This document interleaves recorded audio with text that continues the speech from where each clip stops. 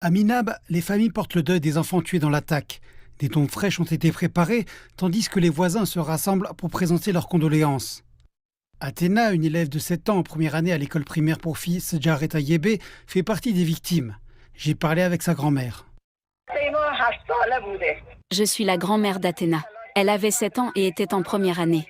Je suis fière d'être sa grand-mère. Merci pour vos condoléances. Sa tante a également partagé son chagrin ainsi que ses souvenirs d'Athéna. Je suis la tante d'Athéna. Je ne vois que de la beauté en Athéna. Je suis allée à Karbala plus de 10 fois, mais je vois Karbala maintenant de mes propres yeux. Ceux qui ont tué ces enfants doivent savoir que nous avons d'autres enfants qui peuvent porter le drapeau iranien tout comme Athéna.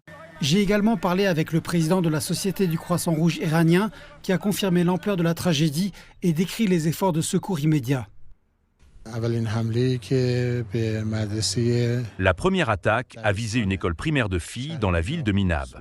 Il s'agit d'un incident brutal et triste, sans précédent dans l'histoire de l'humanité. Plus de 168 enfants âgés de 7, 8 et 9 ans au maximum ont été tués. L'école a été attaquée en 2 phases et des armes non conventionnelles ont été utilisées lors de cette attaque. Les images des sacs à dos et des chaussures des enfants éparpillés après l'attaque ont largement circulé, intensifiant la douleur et la colère du public. Les autorités iraniennes ont déclaré que cette attaque constituait une violation du droit international. Le fait de prendre cette école pour cible constitue une violation flagrante des protocoles additionnels aux conventions de Genève, en particulier la 4e convention, ainsi que de l'article 38 de la Convention relative aux droits de l'enfant. Quoi qu'il en soit, les pays qui respectent les droits de l'homme et s'en préoccupent devraient condamner cette action. De nombreux enfants ont perdu la vie.